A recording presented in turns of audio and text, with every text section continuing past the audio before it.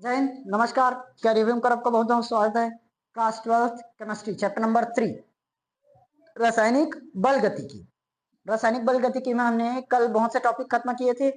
द्रव्यानुपाती का नियम खत्म हुआ था, अभिक्रिया की कोटि पढ़े थे, दर स्थिरांक यानी कि वेग स्थिरांक, दर स्थिरांक और दर निर्धारक पद, ये सब छोटे छोटे टॉपिक कल खत्म हो चुके थे। आज पढ़ेंगे प्रथम कोटि की अभिक्रिया और उसका व्यंजक। मोस्ट इंपॉर्टेंट क्वेश्चन है, एकदम ध्यान से शुरुआत से लेकर लास्ट तक क्लास पर रहना। देखो, प्रथम कोटि अभिक्रिया का व्यंजक कई बार बोर्ड एग्जाम में क्वेश्चंस पूछ चुके हैं, इससे न्यूमेरिकल्स भी बहुत बनते हैं। समझना पहले, प्रथम कोटि अभिक्रिया। अच्छा ये बताओ, प्रथम कोटि अभिक्रिया मतलब जिसकी कोटि क्या रहना चाहिए? ऐसी अभिक्रिया जिसकी कोटि एक रहनी चाहिए, मतलब वह अभिक्रिया जिसकी सांद्रता सिर्फ एक अभिकारक पर निर्भर होती है। ये पहले भी परिभाषा लिखी हो ना, क्या है? वह अभिक्रिया जिसकी दर या वेग, जिसकी दर एक अभिकारक के सांद्रता पर क्या करती है? निर्भर करती है। उसे क्या कहे? उसे प्रथम कोटि की अभिक्रिया कहते हैं। समझ में आया कि नहीं आया? क्लियर हुआ ये क्वेश्चन? अब देखो ध्यान से, एक रिएक्शन मान लेते हैं A2P। क्या मान लेते हैं? A से P। मतलब ये हमारे पास क्या है? कोई भी रिएक्टेंट अभिकारक, और क्या बना रहा है? उत्पाद। P फॉर प्रोडक्ट बनाएगा। अब प्रारंभिक समय T इज इक्वल टू 0। प्रारंभिक समय मतलब जब टाइम क्या रहे? 0। अभी रिएक्शन स्टार्ट नहीं हो तो टाइम क्या है? 0। और कुछ समय पश्चात, मतलब इसको लिखो T समय बाद। डस्टर पूरा नया डस्टर लाना पड़ेगा यार, डस्टर नहीं है यहाँ। कहाँ से ला लेगी? खैर अगर मैं डस्टर नहीं मिला इतना बड़ा इलाका में तो T समय पश्चात यानी कि T इज इक्वल टू कुछ टाइम लग जाए। T इज इक्वल टू क्या हो जाए? कुछ टाइम। समझ में आया? इस रिएक्शन को इधर समझो अब ध्यान से। A से P प्रारंभिक समय T इज इक्वल टू 0, पर देखो अभी रिएक्शन स्टार्ट नहीं हुआ है, मतलब अभिकारक से उत्पाद बनना स्टार्ट नहीं हुआ है, तो वहां पर जो सांद्रता है पूरा A 100% रहेगा अभी अभिकारक की मात्रा, और इधर उत्पाद नहीं बना है मतलब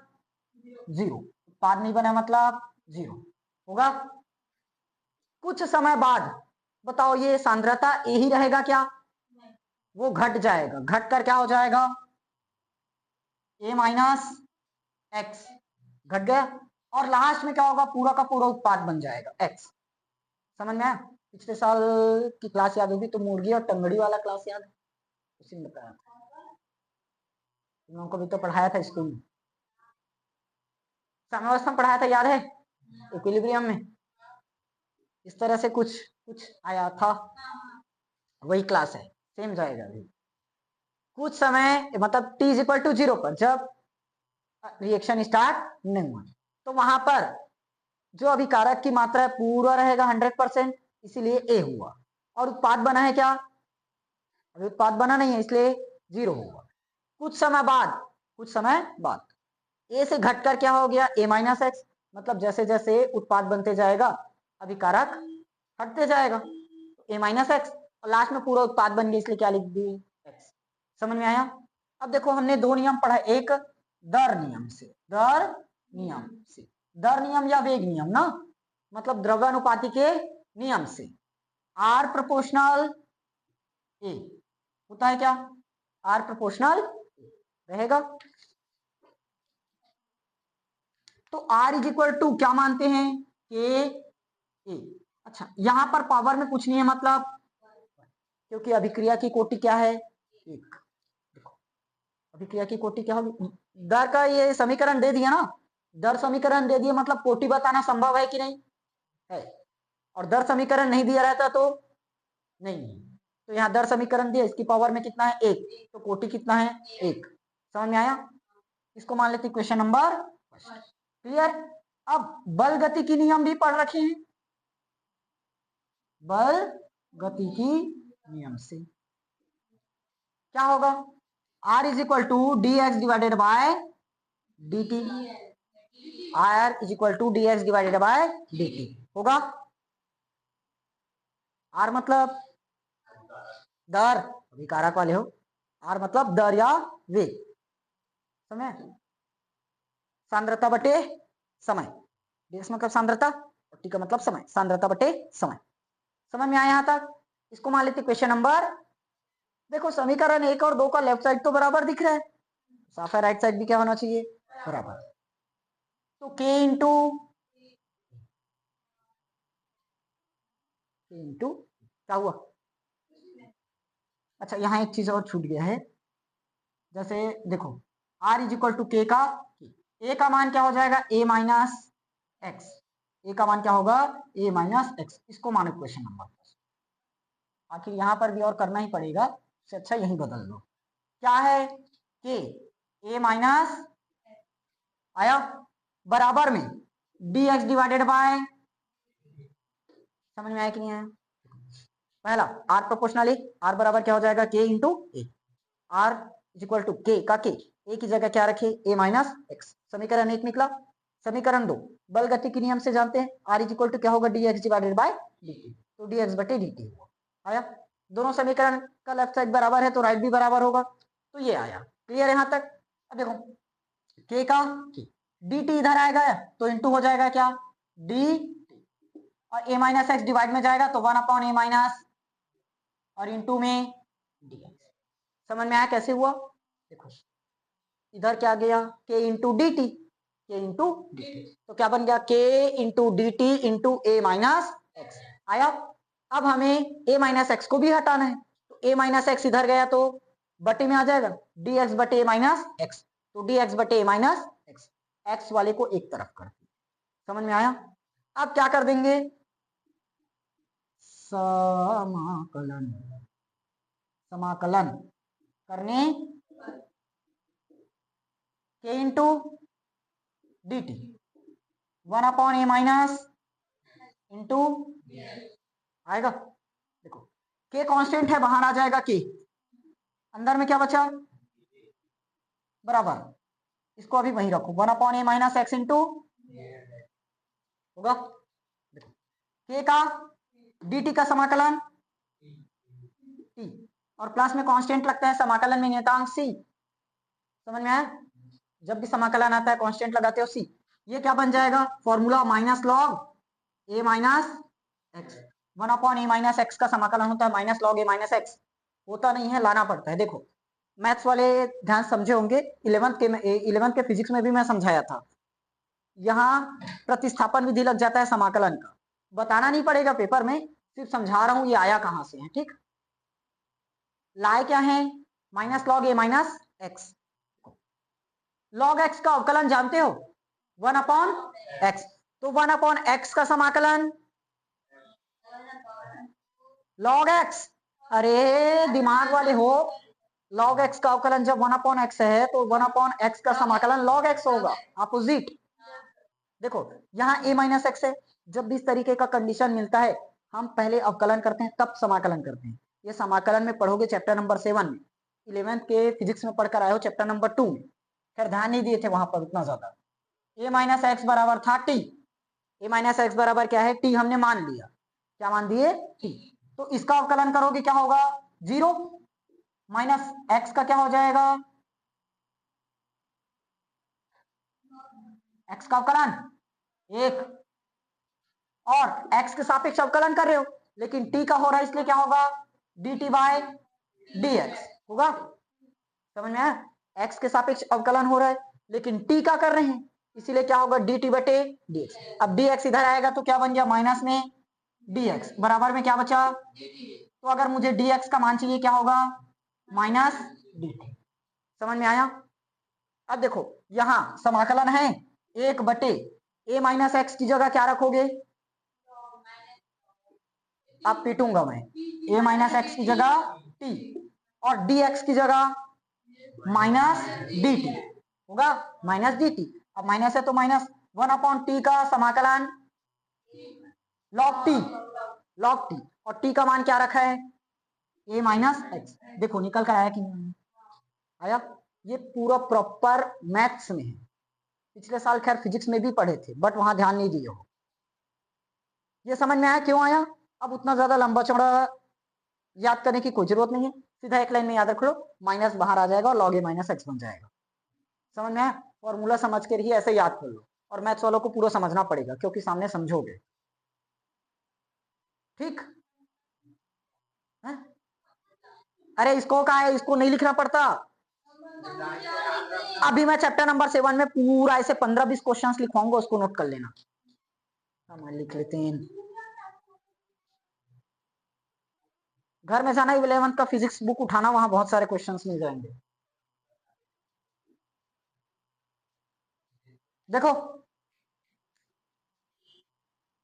प्रारंभिक समय में, प्रारंभिक समय में t इज इक्वल टू कितना लेना पड़ेगा?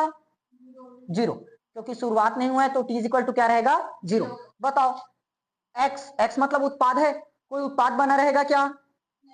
तो ये भी कितना रहेगा? समझ में आया यहां तक? अब देखो इसको नाम नहीं दी, इक्वेशन नंबर कौन सा है? थर्ड इक्वेशन, थर्ड लिखा हूं तो सेकंड बोल रही, के का के, टी की जगह 0 प्लस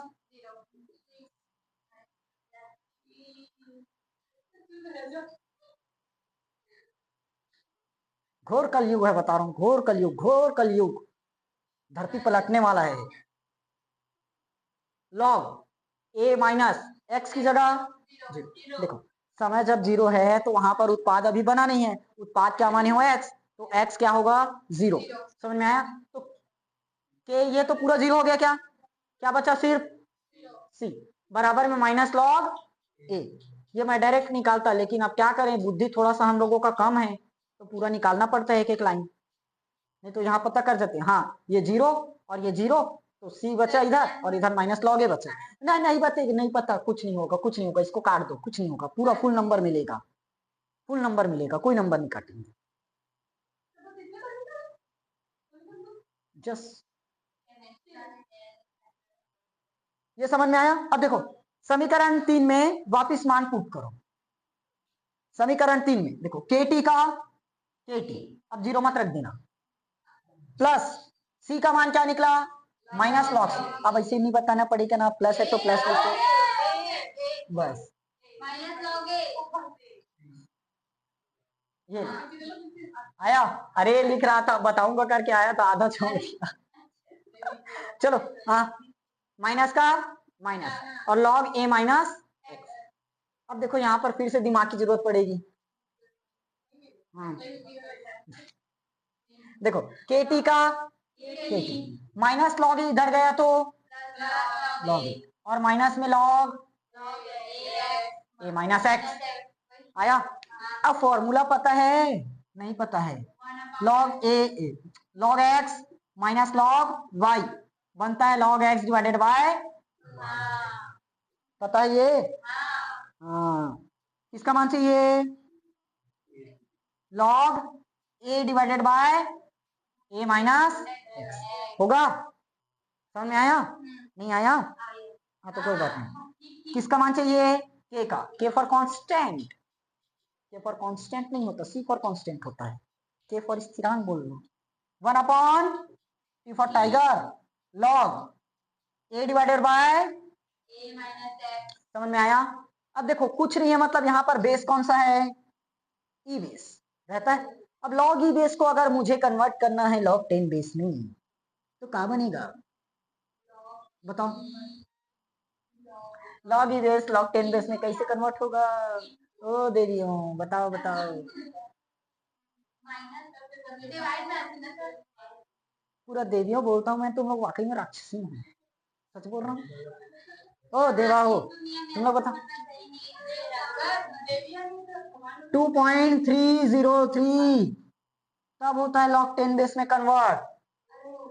अरे हाँ, याद आया, स्कोर कहाँ पढ़ाया था, कहाँ पढ़ाया था, नर्नस्ट समीकरण। चलो ओए ध्यान दो इधर, के बराबर 1/t log ई बेस कन्वर्ट किसमें, बताओ रे, यहां लिख देता हूं मैं ना, के का के 2.303 बटे टी, लॉग ई बेस कन्वर्ट हो गया किसमें, 10 base, A divided by a minus, ये निकल गया प्रथम कोटि अभिक्रिया का व्यंजक। समझ में आया कि नहीं आया, क्लियर हुआ।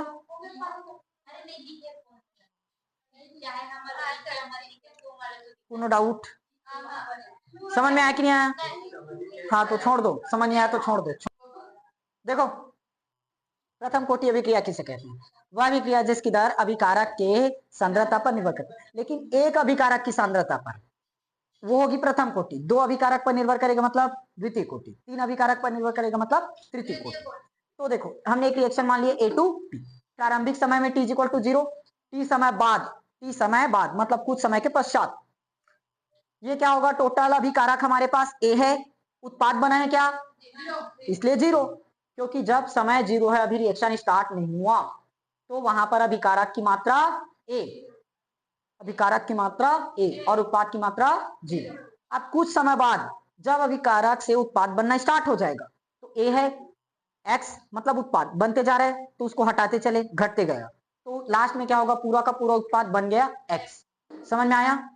अब दर नियम से जानते हैं R प्रोपोर्शनल A होता है, तो बराबर में क्या लगा दिया, K कांस्टेंट नियतांक और A का A। समझ में आया। अब देखो R बराबर K का K, A की जगह क्या आ जाएगा, A माइनस एक्स, तो A माइनस एक्स आया, इक्वेशन नंबर फर्स्ट। बल गति की नियम भी पढ़े हैं, R बराबर dx डिवाइडेड बाय dt, सांद्रता बटे समय होता है। अब समीकरण 1 और 2 का जो लेफ्ट साइड है बराबर है, इधर भी R इधर भी R, राइट भी बराबर होना चाहिए, के a minus x dx divided by dt, dx divided by dt आया। उसके बाद के dt इधर डिवाइड में है, dt इधर आकर इंटू हो गया, और dx का dx a माइनस एक्स इधर चला गया डिवाइड में, इंटू का इधर आ गया डिवाइड में, समझ में आया, इधर डिवाइड का इधर आकर इंटू, इधर इंटू का इधर आकर डिवाइड। समझ में आया लाइन, समाकलन कर दिए, लगा दिए। उसके बाद के कांस्टेंट बाहर आ गया, इसको वैसे ही छोड़ दिए, चाहो तो ये लाइन भी नहीं लिख सकते हो, चलेगा, ठीक। के का के dt का समाकलन t, समाकलन आता है तो नियतांक लगाते हैं, प्लस में c बराबर, इसका फॉर्मूला क्या है, minus log a minus x, minus log a minus x, इसको याद रखना, और डिटेल मैंने बता भी दी है निकाल कर। प्रारंभिक समय में t इज इक्वल टू क्या होगा, 0, जब अभी रिएक्शन स्टार्ट नहीं हुआ है तो t इज इक्वल टू 0, और वहां पर जो उत्पाद की मात्रा है 0 रहेगी, क्योंकि रिएक्शन चालू नहीं हुआ है, तो उत्पाद कितना रहेगा, 0। बताओ a बदलेगा क्या, a तो अभिकारक है, तो अभिकारक तो अभी पूरी मात्रा में है, उत्पाद 0 होगा क्योंकि उत्पाद बना नहीं है, समय भी 0 होगा क्योंकि समय स्टार्ट नहीं हुआ। समझ में आया। तो समीकरण 3 से देखो k इंटू 0 प्लस में c minus log a minus x, a minus 0 होगा, तो क्या बचा, a माइनस 0 मतलब a, तो k का गुणा 0 में करेंगे 0, c बचा, माइनस का माइनस लॉग a आ गया, तो के टी लॉग, जो c का मान है क्या आया, माइनस में लॉग ए, के टी का के टी, c का मान माइनस में लॉग ए, बराबर में क्या बचा, minus log a minus x. समझ में आया यहां तक। अब देखो माइनस लॉग ए इधर जाए तो प्लस लॉग ए, और इधर पहले से कौन, minus log a minus x. समझ में आया। Log x minus log y बराबर जानते हैं log x divided by y होगा, तो k t log a divided by a minus x हो जाएगा इस फॉर्मूला से, ये होगा एक्स और ये होगा वाई, तो लॉग एक्स बटे वाई आया। उसके बाद क्या मान चाहिए के का, तो टी इधर इंटू में इधर जाकर डिवाइड हो गया, और log E base A divided by a minus x. अब ई बेस को हमें बदलना है किसमें, 10 बेस में, तो 2.303 का गुणा भी करना पड़ेगा, 2.303 का गुणा हो गया, तो फाइनली लॉग ई बेस को बदल दिया किसमें, 10 बेस में, तो 2.303 आया और नीचे में टी आया और इधर आप अपनी जगह पर। समझ में आया। अब छपाई कला स्टार्ट कर लो। ये प्रथम कोटि अभिक्रिया समझ में आ गया। अब प्रथम कोटि अभिक्रिया की इकाई, स्थिरांक की इकाई, स्थिरांक की इकाई। तुम लोग इतना लंबा चौड़ा हेडिंग मत करना, इकाई बस कर लेना, इकाई निकालने के लिए सिखा रहा हूं। ये 4-5 लाइन होगा। सुनो पहले, R बराबर K इंटू ए, ये निकला था। दर पावर में क्या रहेगा, 1 होगा। हमें किसका मान चाहिए, स्थिरांक। R बराबर R बटे क्या हो जाएगा, ए। R मतलब दर, R मतलब दर। क्या होता है, dx डिवाइडेड बाय dt, दर dx डिवाइडेड बाय dt होता है, पढ़ रखें। और नीचे में क्या है, ए, नीचे में क्या है, x का मतलब सांद्रता, t मतलब समय। सांद्रता का जो इकाई है मोल प्रति लीटर, सांद्रता की इकाई क्या है, मोल प्रति लीटर। x मतलब क्या बताया था, सांद्रता। सांद्रता की इकाई क्या होती है, मोल पर लीटर। तो मोल लीटर की पावर +1 ऊपर में गया तो लीटर की पावर, तो यहां से कर दूं सीधा, मोल पर लीटर यानी कि लीटर की पावर -1। नीचे में क्या है, समय t, समय ऊपर में जाएगा तो समय इनवर्स हो जाएगा। ये समय मत समझना, सेकंड है वो, नहीं तो तुम लोगों का क्या पता समय समझ जाओगे। नीचे में फिर कौन आया, ए मतलब सांद्रता। सांद्रता का फिर से क्या हो जाएगा, मोल पर लीटर यानी कि मोल लीटर इनवर्स। ये कटा, क्या निकला, सेकंड इनवर्स। समझ में आया कि नहीं आया। दोनों तरीके से पूछते हैं, एक नंबर में भी आता है प्रथम कोटि अभिक्रिया की इकाई क्या है, तो सिर्फ इतना लिखोगे, और निकालने के लिए आया 2 से 3 नंबर में, तो ये पूरा निकाल कर दिखाओगे। समझ में आया कि नहीं आया। देखो एक बार, R बराबर के ए होता है, पावर में एक प्रथम कोटि है, इसलिए हमें किसका मान चाहिए, स्थिरांक का के। तो क्या हो गया, दर बटे ए, दर बटे ए आएगा। अरे ए इंटू में है, इधर जाकर डिवाइड हो गया। R मतलब दर, तो दर बराबर dx डिवाइडेड बाय dt होता है, अभी बताया था, सांद्रता बटे समय। अब dx x मतलब सांद्रता, सांद्रता का मतलब मोल प्रति लीटर, मोल प्रति लीटर, प्रति का मतलब इनवर्स, तो मोल लीटर इनवर्स आया। और नीचे में क्या है, t समय, तो समय ऊपर में जाकर समय का इनवर्स मतलब सेकंड का इनवर्स हो जाएगा। और नीचे में ए मतलब सांद्रता, मोल प्रति लीटर यानी कि लीटर इनवर्स, दोनों कटा, सेकंड इनवर्स आया। समझ में आया कि नहीं आया। और अगर नहीं आया तो यहाँ पर एक एक लाइन करके लिखना पड़ेगा, तब समझ में आएगा। सांद्रता के लिए लिखोगे मोल प्रति लीटर, आया। इस तरह से एक एक लाइन करके निकाल लेना, ठीक।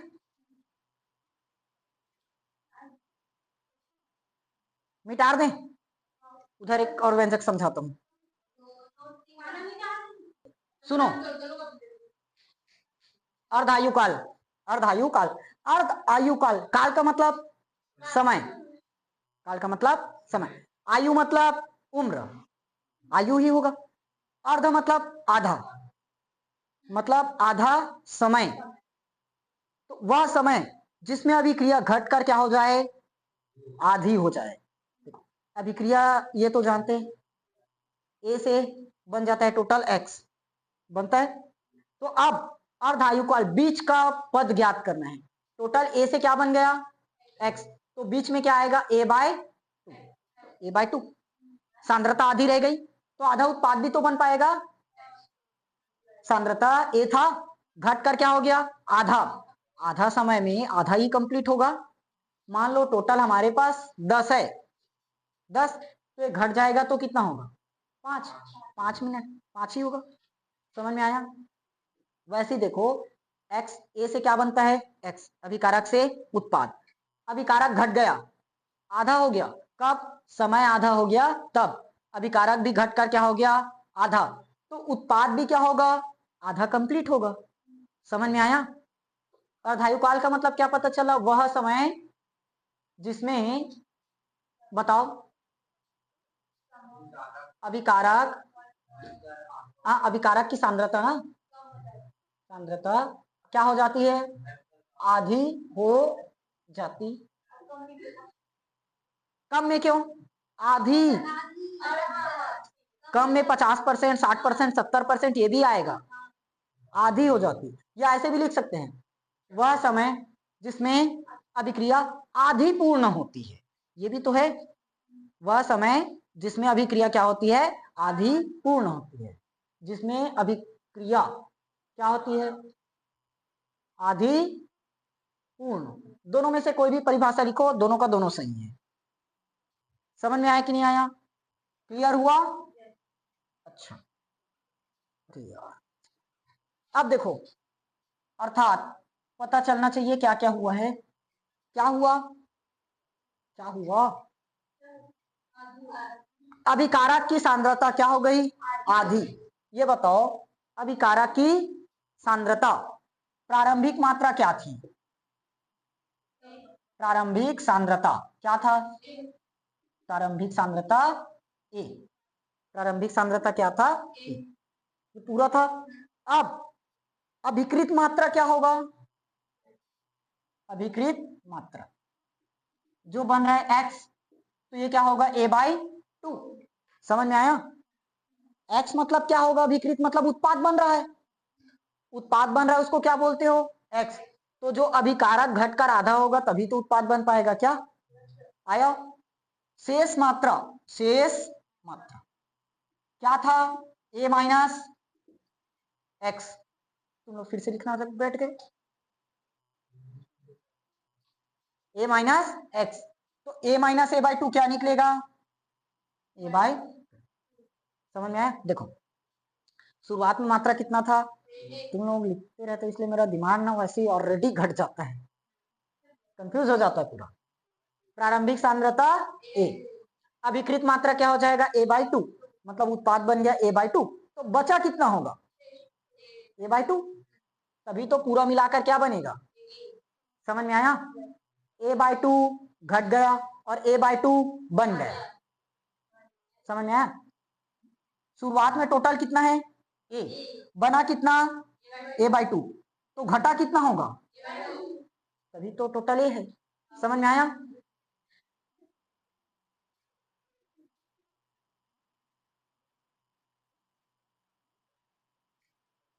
और देखो, a माइनस एक्स की जगह अगर a/2 रखोगे तब भी a/2 ही मिलेगा। अब बताओ, प्रथम कोटि का नियम पढ़े हो, प्रथम कोटि अभिक्रिया से क्या होता है, k बराबर 1/t 2.30 log 10 base a divided by होता है। अच्छा, तो k का 2.30 का t का t हाफ, t हाफ अर्धायुकाल t half log 10 base a का a/2 a माइनस एक्स का ए का तो ए है, ए का ए माइनस एक्स की जगह a/, होगा। तो 2.30 और टी log 10 बेस, तो ऊपर जाएगा क्या, और ऊपर में पहले से कौन है और नीचे में कौन है, ए से कटा। समझ में आया यहां तक? log 2 का मान पता है, log 2 का मान पता है 0.3010, 3010। तो क्या मिलेगा, के बराबर क्या आया, के बराबर 2.303 अपॉन में टी हाफ इंटू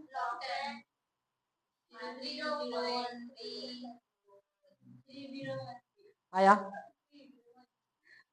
के बराबर गुणा करो 0.693 डिवाइडेड बाय हाफ। तो हमें अर्धायुकाल चाहिए, मतलब समय, तो टी हाफ 0.693 डिवाइडेड बाय। समझ में आया कि नहीं आया? कठिन है, काय हो गए डोकरीदाई हो, और समझाना है कि समझ में आ गया ना, नहीं बताना पड़ेगा।